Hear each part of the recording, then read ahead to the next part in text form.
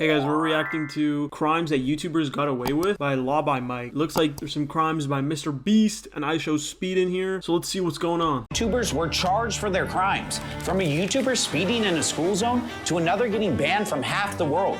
I'm breaking down their craziest moments and the legal consequences, starting with Mr. Beast. In December 2022, Mr. Beast uploaded a video that skyrocketed to over 1.4 billion views. In it, he challenges someone. If I gave you $300, would you fly to Paris and bring me back a baguette? Flight included? Yes. He's thinking about it. Would you do that for $300? That's a little low. Oh, he stuck him in the economy? Come on, Mr. Beast. I can't believe she's actually getting 12 baguettes right now. I hope Mr. Beast is hungry! Oh, there it is. But Hey, honestly though, like this guy got to go all the way to Paris, you know, explore France and stuff for free. So that's worth it actually. And he's getting paid for it. It's like I would do it for free and he's getting $300 for doing that. Like that's worth it to me. here's the issue. That last part, it's illegal. Right here, this shot of the Eiffel Tower lit up at night is where things get tricky. How is that illegal? Well, France has a unique copyright law. Most countries allow you to film buildings that are visible from public spaces, a concept called freedom of panorama. France does not. For some monuments, you have to wait until their copyright protection ends, which is 70 years after the creator's death. The Eiffel Tower's copyright actually expired in 1993, but the lights they added in 1985 are still protected. What does that mean? Well, as a tourist, taking a photo for personal use is totally fine. But if That's some bullshit, bro. In other places, like in America, it doesn't matter if the work is copyright itself. If you're taking a picture of it, I think you own the picture. you're a YouTuber like Mr. Beast, using footage of the lights to make money through views on the video violates French copyright law. So technically, Mr. Beast broke the law. And if the company that operates the Eiffel Tower decided to enforce it, he could face fines up to 300,000 euros and up to 3 years in prison. Do you think they'll actually go after him? I mean, probably not, as they don't seem overly concerned with enforcing the rule. And even if they did, he likely wouldn't face any fines and would instead Wait, so really they could take advantage of this by just adding something new every few years, and then that copyright would apply as like a new item every few years. So they just keep adding it and it's always protected under copyright for the rest of time. That seems kind of stupid, right? just receive a cease and desist letter asking him to take the video down. However, the same cannot be said for some of the YouTubers I'll be covering later in this video Oh, who are these guys? So we got Speed, we got MKBHD, I think that's Jack Doherty, I think this is Hawk Tua, and then we got Bradley Martin as well. I don't know who these guys are though. much more serious crimes, such as a YouTuber who physically assaulted someone and another who put his cameraman and many others in serious danger. But first, I want to talk about a YouTuber who may have gotten himself banned from half the world. It's the second half of 2024. An insanely popular YouTuber, IShowSpeed, is traveling the globe on a chaotic world tour. From crashing a tuk-tuk in Thailand, to sparring in Greek street boxing matches, and even learning the hard way why you shouldn't enter the personal space of a dog in South Korea. Oh man. But the trouble doesn't start in any of these countries. Instead, it begins in a country many people overlook, New Zealand. Most tourist visas allow visits for up to 3 months, but they don't allow working or earning money. To work, you need a special work visa designed for traditional jobs, like being a lawyer or teacher. What lawmakers didn't expect back when these laws were created was that someone like IShowSpeed could arrive and work anywhere as long as they had their computer, phone, and an internet connection. New Zealand's government is now investigating whether Speed violated immigration law.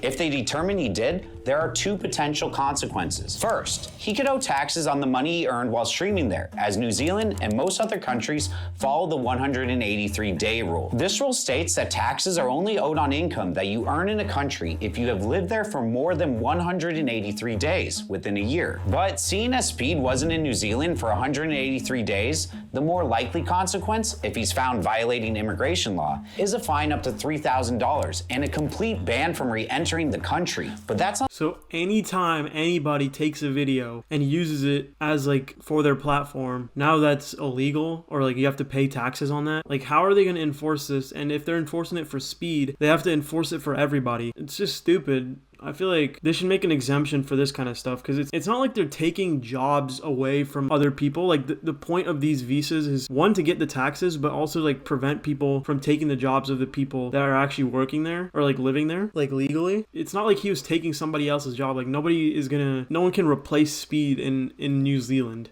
in his own stream, right? I don't think they should do anything. They should just stop. Investigation seems pointless. Not the biggest problem. If one country rules against him, others could follow. So far, Speed has streamed in over 17 European countries and 6 in Asia, and he's planning a South American tour. All these places have similar visa laws, which means Speed could suddenly be banned from half the world. That's crazy. Next, let's talk about Jesse from Nelk.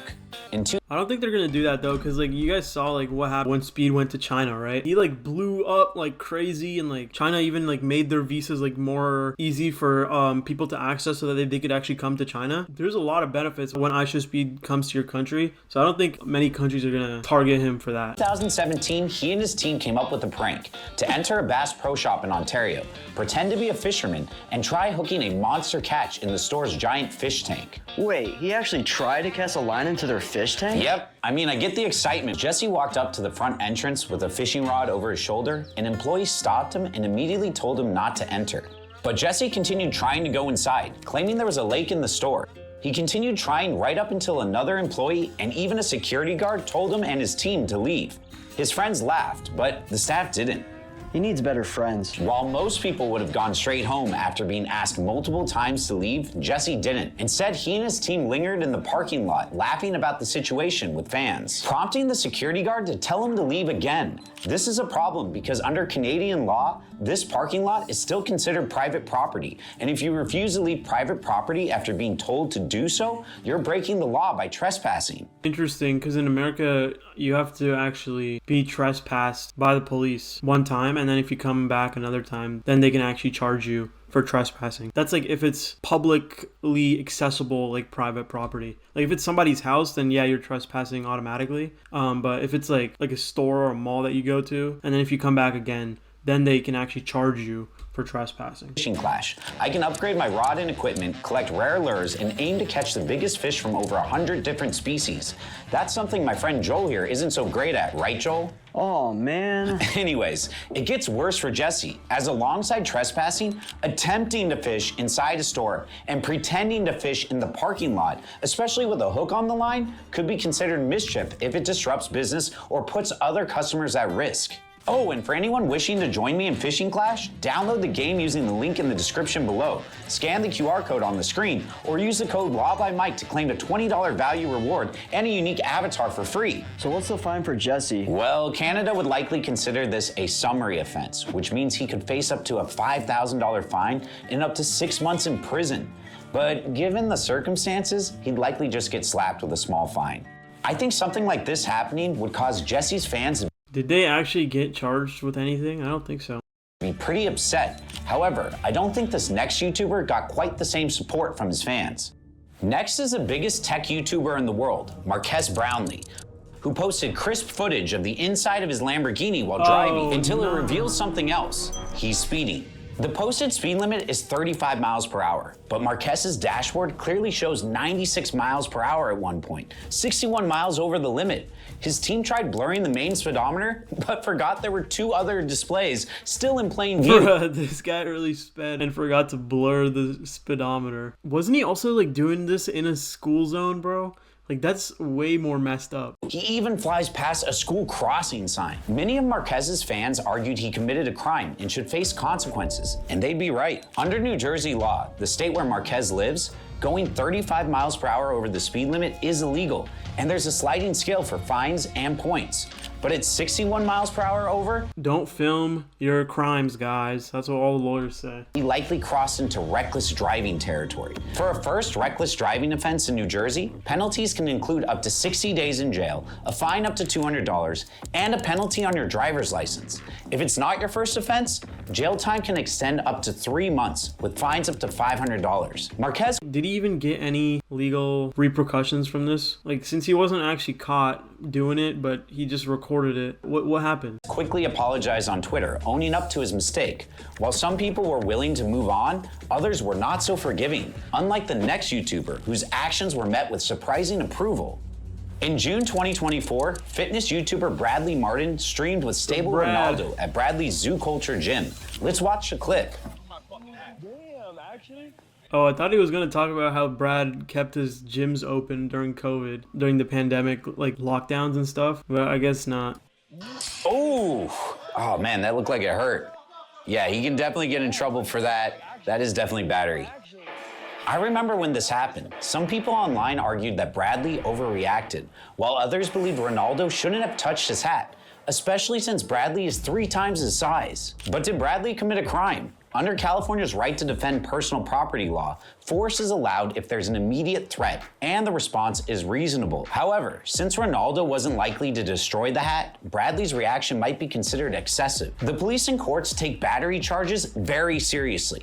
If Bradley was charged, the burden would then fall on him to justify that the force he used was reasonable. Since Ronaldo wasn't armed, didn't pose any immediate threat to his property, and considering Bradley's massive size advantage, it's likely Oh, he's 260. That's his disadvantage, bro. Oh no. He's always talking about how he can beat UFC fighters because he's 260, but now that's gonna go against him. that he be found guilty of misdemeanor battery. In California, Damn. this carries a Yo, Law by Mike really getting these crazy animations, bro. Holy shit. Why'd he make him so jacked? Holy shit. sentence of up to 6 months in jail and a $2,000 fine. Up next is Juan Gonzalez, a YouTuber who went viral for his prank video, cutting people's earphones, then giving them AirPods. In the video, Juan sneaks up on college students, snips their headphones without them noticing, and then offers a replacement, sometimes a similar pair, but often a pricier upgrade like AirPods Max. The video took off, sparking a trend. Creators like Young Mooch and Ben Asler jumped on board, posting dozens of similar videos that racked up millions, if not billions of views. For most students, losing cheap headphones in exchange for an expensive upgrade might seem like a win. Thank you. It's okay. But legally, it's a different story. In Missouri, where Juan often films, intentionally damaging property worth under $750 is a Class B misdemeanor, punishable by up to 6 months in jail and a $1,000 fine. And that's not the only legal issue here. According to Missouri statutes, you can be charged with assault if you place someone in fear of imminent harm. Most of Juan's pranks don't cross that line until you see this clip, where he holds the scissors near someone's neck, then again here, and again. No one was physically hurt, but from the victim's perspective, it could feel like a serious threat. So Juan could be charged with 4th-degree assault. Oh yeah, I was gonna say, like, it's just headphones that are maybe like $20, so it's not really that serious. But yeah, like putting like scissors like that close to somebody's neck, that's crazy, bro. Like, what if they like turn like really fast? Like, what the hell? They could like get cut maybe. That's not a good idea, you know. You should not be doing that stuff. I mean, the prank is kind of funny and like people are like not mad about it afterwards, so that's good. But like, I don't know, it's still like a little dangerous. Class A misdemeanor, carrying up to a year in jail and a $2,000 fine. As expected, these pranks have stirred up major backlash online, but the outrage these YouTubers face is nothing compared to the next creator. On December 4th, 2024, Haley Welch, better known as Hawk Tua Girl, launched her Hawk crypto coin. Its market value skyrocketed to $491 million, but crashed 95% within 12 hours, dropping to $60 million.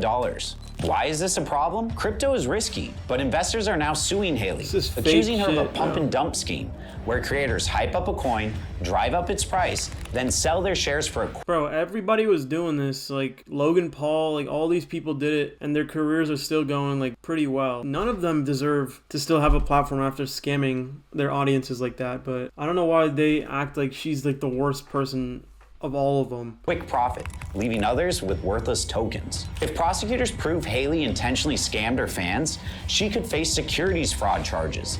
Under the Securities Exchange Act of 1934, that can mean up to 20 years in prison and fines up to $5 million. However, as a first-time offender, her punishment would likely be closer to the average for securities fraud, around 46 months in prison. There's debate over whether Haley fully understood her actions, but when it comes to this next YouTuber, the internet agrees. Their crimes were completely out of line. On October 6, 2024, Jack Doherty drove his $200,000 McLaren through the wet streets of Miami with his cameraman Michael David filming. It started innocently until Jack started scrolling his phone at the wheel. Under Florida Statute 316.306, looking at your phone while driving is a non-criminal infraction. A first offense usually means a $30 fine plus court fees, while a second offense can bring a $60 fine, court fees, and a penalty on your driver's license. However, Jack's actions went way beyond just texting. He was also speeding. This combination led to him losing control on the wet road, crashing, and completely totaling his McLaren. Jack walked away without a scratch, but Michael wasn't as lucky. He suffered a serious head injury. Despite this, Jack insisted that Michael keep filming. Bro, this guy is such a clown. Holy shit. Jack Doherty's the biggest, like, piece of shit. Wasn't he on, like, Logan Paul's podcast a few years ago as, like, a kid with his dad, talking about how rich he was or something like that? Go on that phone too. Because Jack was allegedly speeding and texting, he could face reckless driving charges under Florida Statute 316.192 for a first time. It's too bad that none of these guys ever, like, face consequences for all this, like, texting and driving that they do on stream. Like, they need to be, bro, because, like, it's not good. Offense, that's a misdemeanor, with up to 90 days in jail and fines up to $500. However, Michael's injury could escalate it to a third-degree felony, punishable by up to 5 years in prison and $5,000 in fines. And that's the reality of how real-life actions can lead to serious... I think everybody would be happy if Jack Doherty went to prison for 5 years. But yeah, that's gonna be the end of the video. Let me know what you guys thought about it. Let me know who had the craziest crime in the comments. Subscribe to Law by Mike and subscribe to me. I'll see you next time.